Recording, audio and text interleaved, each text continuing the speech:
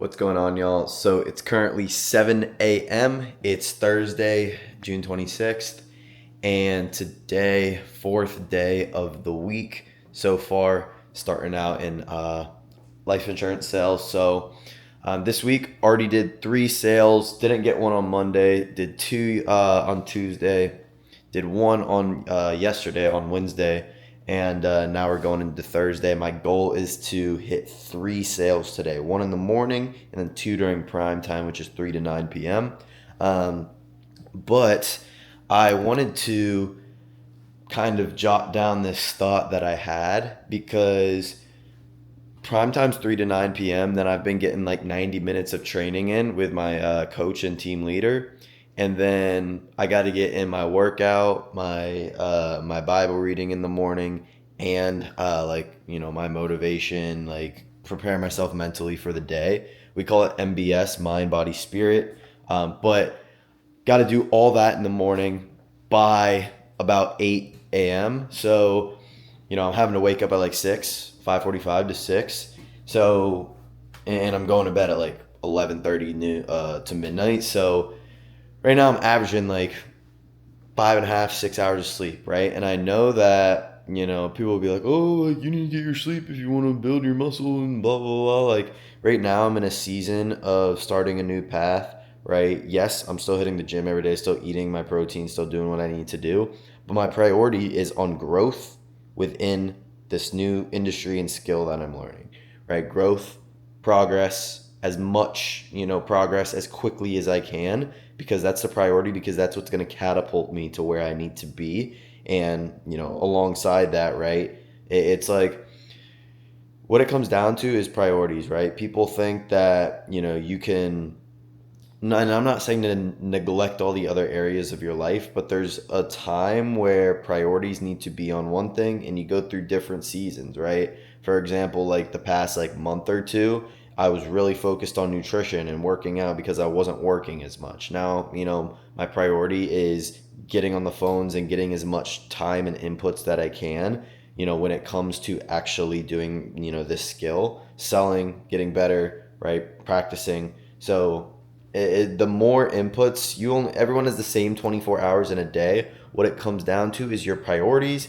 and your ability to do things that suck over a long period of time. So not saying 5 to 6 hours is sustainable forever, but it is sustainable for this season. And it all comes down to up here and my will and my power and my desire to actually go after what I want and be consistent and be disciplined. I don't like waking up at 6 a.m. every day, 6 hours of sleep, groggy, right? And not super groggy, but like the alarm clock's going off. But like, what it comes down to is I'm just not a bitch. And I'm actually fucking have the discipline to get up. And I wanted to read two quotes from Proverbs because it's so true. And and when I, like when I've went through seasons before where I'm not happy, I'm unfulfilled, I'm lost in a way. It comes down to me not waking up consistently at the same time and me not getting, in what I need to get in within my day. So Proverbs Proverbs 24 says, I'll go to Proverbs 26 first. But it says, as a door, Proverbs 26, verse 14, or I'll start with verse 13. The lazy person claims there's a lion on the road. Yes, I'm sure there's a lion out there, right? Meaning the lazy person always claims these excuses. They always claim, something that's wrong. And what it comes down to is, yeah, oh, okay, buddy. Yeah, you tell yourself that. So that's verse 13 of chapter 26. Proverbs 26:14, the verse right after that. And this one is key. As a door swings back and forth on its hinges, so the lazy person turns over in bed. Literally saying that as a door swings back on its hinges, which is a normal thing for a door to do because it's a door, it's normal for a lazy person to turn over bed, hit snooze, not get, up to the alarm clock, and simply just not have the discipline to do what they need to do. And It completely falls on you. Everything in your life is your fault, good or bad. You make $1 million, it's your fault. Great. If you fucking hate your life, you're broke, you're unfulfilled, you're doing drugs, you're drinking every day, that's also your fault. So figure it the fuck out, right? And chapter 16 or chapter 26, verse 16, right after that. Actually, I'll do 15, then 16. So this is 13 through 16. So if you want to read these, Proverbs chapter 26, 13 through 16. Verse 15 says, lazy people take food in their hand, but don't even lift it to their mouth. Lazy people take, all these things. They watch the YouTube videos, they do all the stuff, but they don't actually take the action of bringing it to their mouth. Meaning they take, they listen to YouTube videos, they read books, they read podcasts, they take all this information, but they don't implement it and they don't put it into action. So how do they expect to get results? You think that watching this YouTube video and watching 100 more is going to make you successful? No, you got to fucking get up and do the work. You got to get up and do the work, or nothing's going to change.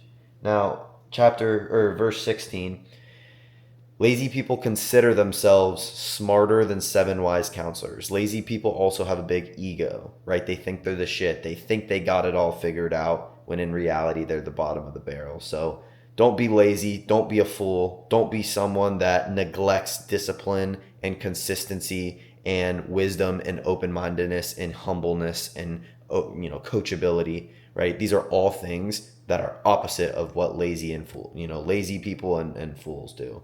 Now, I'm going to end you guys with this. Proverbs 24, so 2 chapters before 26 of what I just mentioned.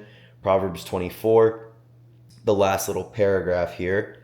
It says, and these are all Proverbs of Solomon, by the way, but I walked by the field of a lazy person.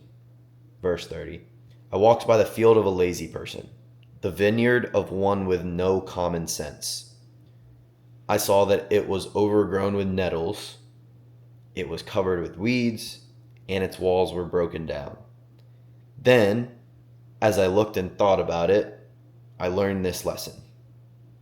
Verse 33. And this one's going to hit. A little extra sleep, a little more slumber, a little folding of the hands to rest. So, taking that little extra 30 minutes to an hour to sleep, a little more slumber, a little more fold your hands, I'm done for the day, I'm going to rest, when you still have some in the tank. Then poverty will pounce on you like a bandit, scarcity will attack you like an armed robber. So what that comes down to is your lack of discipline and your lack of the ability to push across the finish line when you have a little bit left in the tank. You are going to live a life of scarcity, of poverty, and not even financially. I don't mean just financially. I mean, if you don't push to get your workout in, right? Or you have a little bit left in the tank, but you quit early. You're not going to reap the benefits and reap the harvest of you becoming rich in that aspect, whether that's financially, whether that's with your faith, whether that's with your finances, whether that's mentally, right? It all comes down to discipline. It all comes down to the ability to stay consistent and push when shit gets tough and not fucking fold.